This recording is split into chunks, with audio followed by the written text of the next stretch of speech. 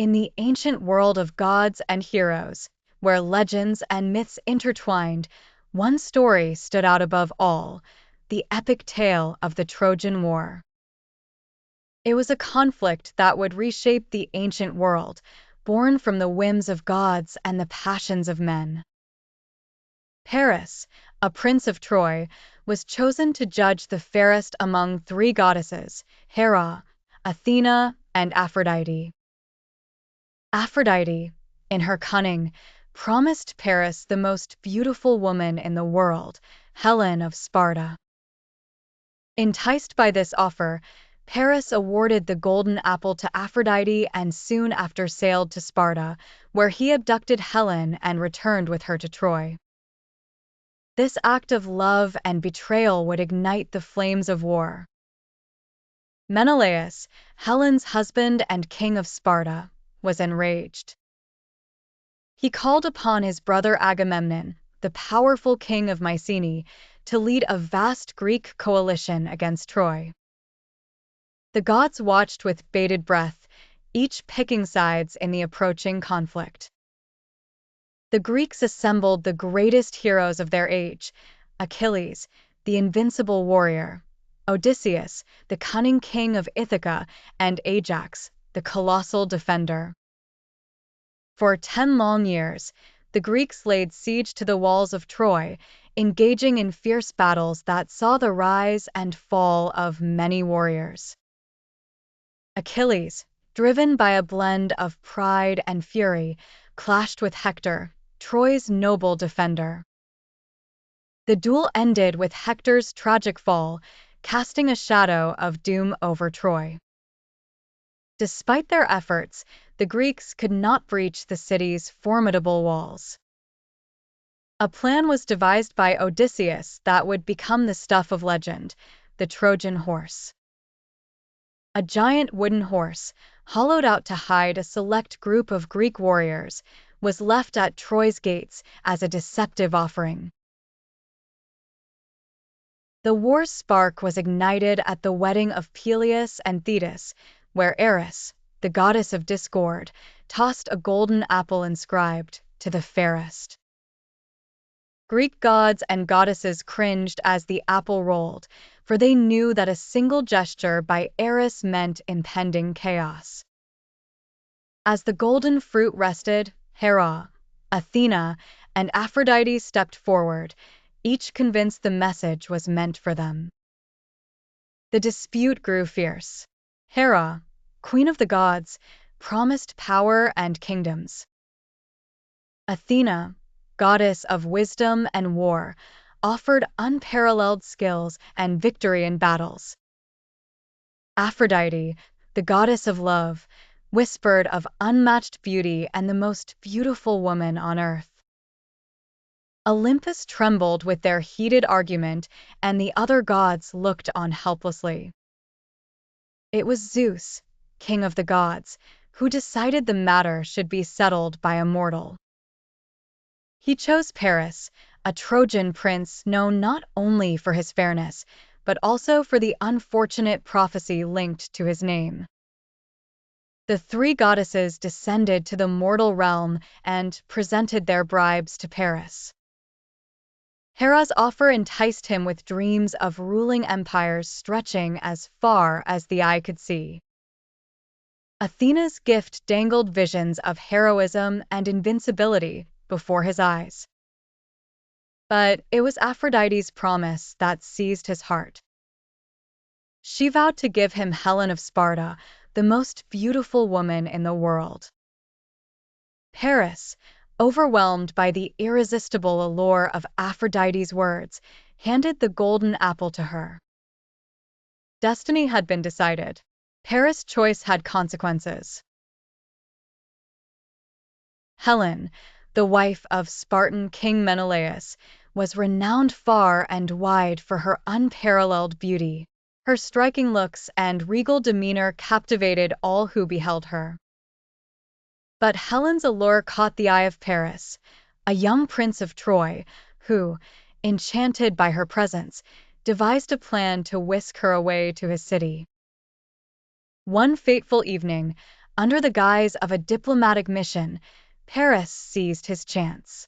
He persuaded Helen to leave behind her husband and homeland, luring her onto a ship bound for Troy. As they sailed across the Aegean Sea, love blossomed between them, but their romance would soon spark a monumental conflict. Menelaus, upon discovering his wife's betrayal, was consumed by a mixture of heartbreak and fury. He immediately sought counsel from his older brother, King Agamemnon of Mycenae, a seasoned warrior and shrewd leader. Agamemnon saw the abduction not only as an affront to their family, but as an attack on the honor of all Greek kingdoms. He vowed to bring Helen back and punish the Trojans for their insolence.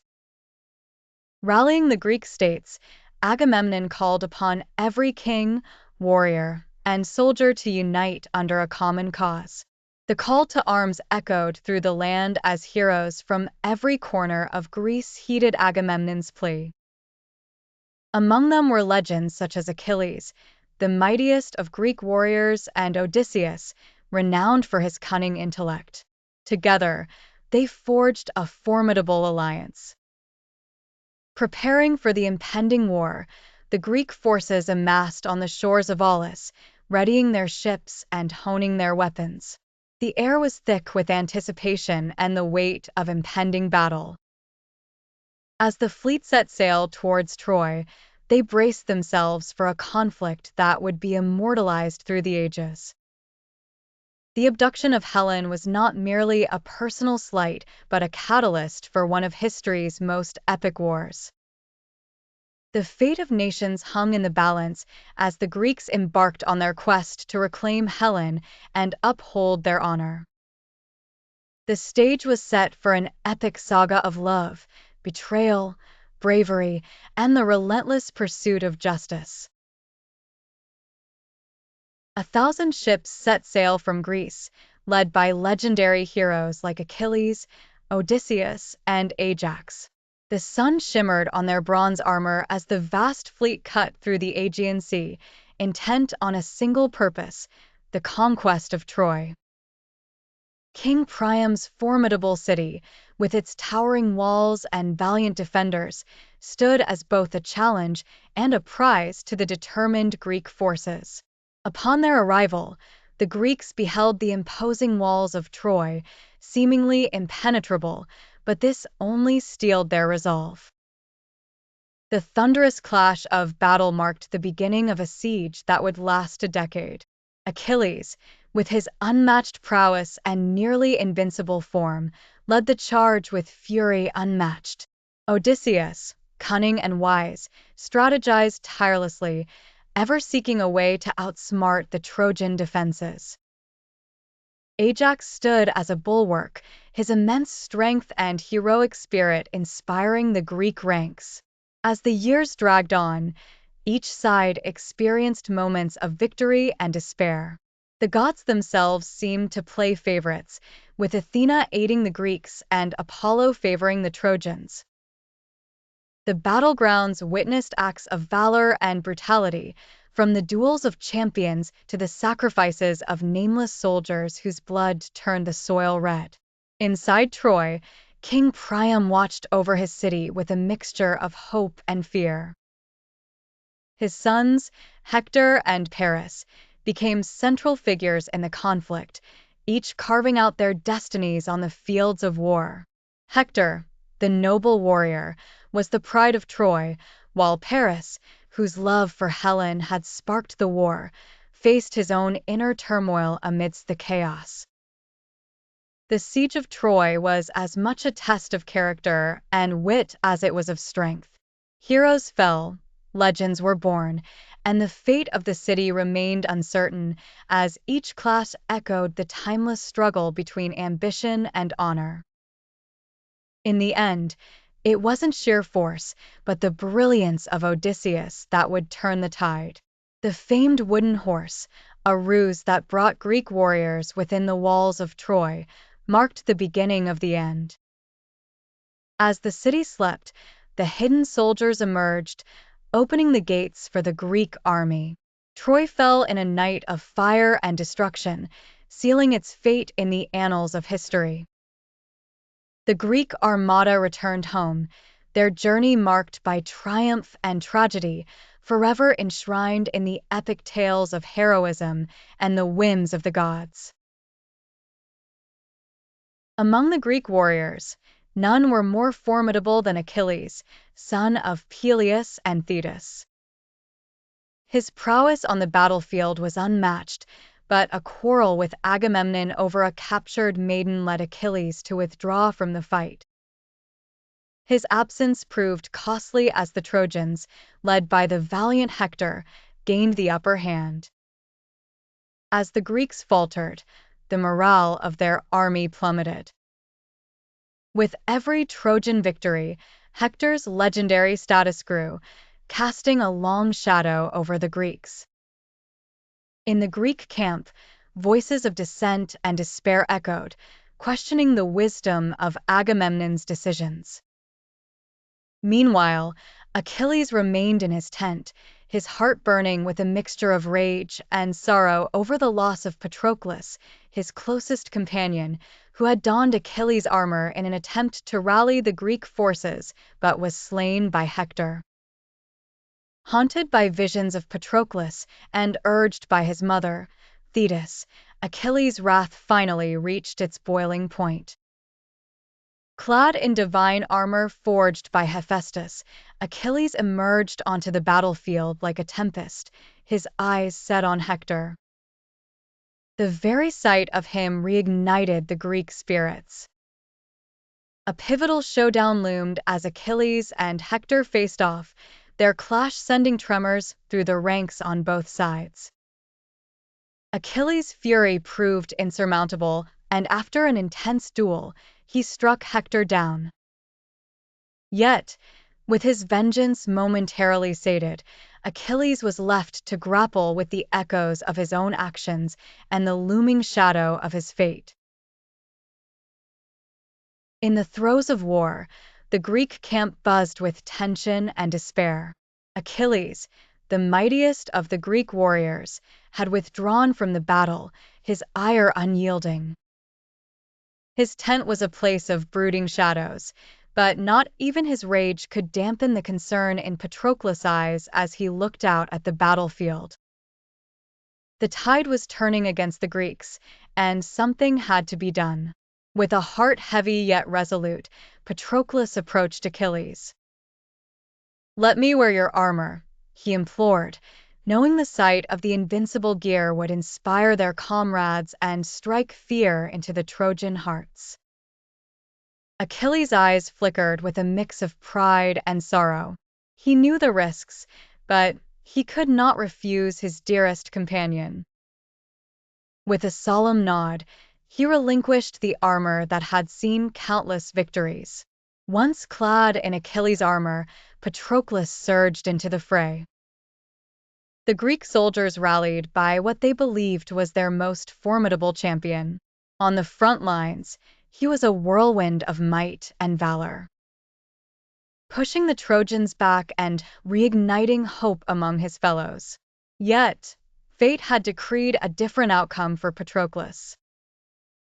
As the battle raged, Hector, Prince of Troy, noticed the formidable warrior he assumed to be Achilles. With strategic precision and a fierce heart, Hector engaged. The clash between them was monumental, the earth seeming to shudder with each strike. Despite his determination, Patroclus, not possessing Achilles' unparalleled skill, began to wane. In the heat of the combat, Hector dealt a decisive blow.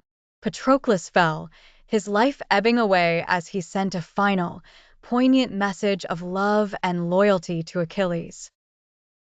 The battlefield fell silent for a moment, the weight of his fall sending ripples of shock through both armies. News of Patroclus' death reached Achilles swiftly. His initial reaction was one of disbelief, quickly followed by an all-consuming grief. This grief morphed into a wrath so intense it reignited his desire to fight. The flames of vengeance burned unchecked in his heart. Achilles' return to the battlefield was akin to a tempest unleashed. His fury and prowess were unmatched, and every step he took was a step towards Hector. The Duel of Titans was more than just a battle, it was a clash of destinies. Achilles, the invincible Greek warrior, stood before the gates of Troy, his piercing eyes reflecting wrath and sorrow. Opposite him was Hector, the valiant defender of his city and family, resolute and dignified even in the face of certain death. The city of Troy held its breath, knowing this battle would decide its fate. Achilles charged, his spear aimed with deadly precision. Hector parried, the clash of metal resonating like thunder through the walls of Troy. Each strike, each dodge, and each move reflected their unmatched skill and determination. The air around them seemed to tremble under the sheer force of their wills. In a final, heart-stopping moment, Achilles found an opening. With a swift, brutal thrust, his spear pierced Hector's armor. The Trojan prince fell, his life force ebbing away, his last thoughts with his beloved city and family. Achilles' face, however, betrayed no joy or satisfaction. It was contorted in a mixture of sorrow and unquenchable rage. The death of Patroclus, his dearest friend, had ignited a fire within him that even Hector's defeat could not extinguish. Driven by his anguish, Achilles did the unthinkable. He desecrated Hector's lifeless body, tying it to his chariot and dragging it around the walls of Troy. The once celebrated warrior now seemed like a man possessed, his actions a grim testament to the depths of his grief and the ferocity of his vengeance. The people of Troy watched in horror and sorrow. Even the gods, it was said, wept for Hector. In this brutal display, the futility and endless cost of war were laid bare for all to see. Hector's death marked a turning point, not just in the Trojan War, but in the very hearts of those who witnessed or heard of these events.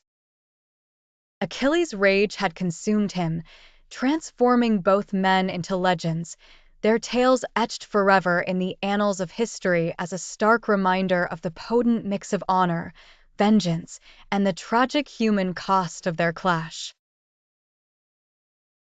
In the midst of a protracted war, the legendary cunning of Odysseus birthed a masterstroke of deception.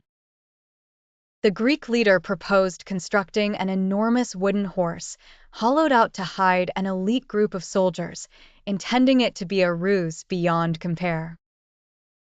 This colossal structure, crafted with exquisite detailing, was conspicuously left behind as the Greek forces feigned retreat and sailed away, giving the impression they had relinquished their siege on Troy. The Trojans, beleaguered by years of conflict, mistook this gesture for an offering of surrender and a generous token of peace from the Greeks. Elated and eager to believe their long struggle had ended, they pulled the imposing structure within the fortified walls of their city, amidst grand celebrations and festivities. Cheers echoed through the streets as they marveled at their perceived victory. As night fell and the city of Troy sank into a deep slumber, the real deception began to unfold. From within the dark confines of the wooden horse, Greek warriors, handpicked for their bravery and prowess, quietly emerged. Silently and strategically, they eliminated the guards and made their way to the gates. Opening them, they signaled to their comrades, who had only pretended to depart and were patiently waiting just out of sight. The Greek army flooded into the unsuspecting city. The once joyous night turned into chaos and turmoil. Fire and bloodshed engulfed Troy, and what seemed like the end of the war for the Trojans was indeed their ultimate downfall. In a single night, the long and arduous Trojan War drew to a tragic yet climactic close, all thanks to the ingenious mind of Odysseus and his wooden horse. The tale of the Trojan horse stands as a timeless testament to the power of cunning strategy over brute force. Night fell over Troy, heavy with the weight of impending doom. Under the cloak of darkness, the Greeks emerged from the hollow wooden horse that had deceptively become a symbol of victory for the Trojans. Fierce shadows flickered in the moonlight as fierce Greek warriors stormed the city, lit with the flames that spread like ravenous beasts. Screams of terror echoed through the streets as chaos engulfed the once great city. In the heart of the inferno, King Priam faced his demise. No mercy was shown as sword met flesh, ending his reign forever. Queen Hecuba's cries of anguish filled the night as she watched her husband fall, helpless. The city's heroes, who had fought valiantly to protect their homeland, now lay lifeless, their blood mingling with the dirt of their beloved city. The sack of Troy was not just a battle, but a calamity of plunder and death. Treasures, once proud symbols of Trojan wealth and power, were seized and turned into mere spoils of war. Warriors moved from house to house, looting what they could, driven by sudden greed and the intoxication of victory. Yet, amidst the horrors, there were heartrending cries of despair. Queen Hecuba and the women of Troy, now prisoners, were bound and led away from the smoking ruins. Their fate was to be decided in foreign lands as helpless spoils. A stark reminder of their loss. The remnants of Troy, crumbling walls and burning homes, stood as a somber testament to the city that once was. The terrible night seemed endless, and by dawn, the devastation was complete. The deception of the wooden horse, crafted by the cunning mind of Odysseus, had led to a Greek victory forged in bravery and guile. The once impregnable walls of Troy now lay in shambles, a tragic end to the prolonged struggle. The city's fate, sealed by the treachery of its enemies and the valor of the Greeks, would forever be etched into the annals of history as a poignant reminder of glory lost and the ruthless cost of war. As dawn broke over the smoldering remnants of Troy, the Greeks began their journey home, bearing the scars of a war that had tested the limits of human endurance and divine intervention. Among the warriors was Odysseus, whose mind buzzed with thoughts of Ithaca, his wife Penelope, and his son Telemachus. The legacy of the Trojan War would endure through the ages, immortalized in the epic tales of Homer and the enduring lessons of hubris, heroism, and the capricious nature of fate. On the journey home, the Greek fleet encountered turbulent seas, a sure sign of Poseidon's wrath.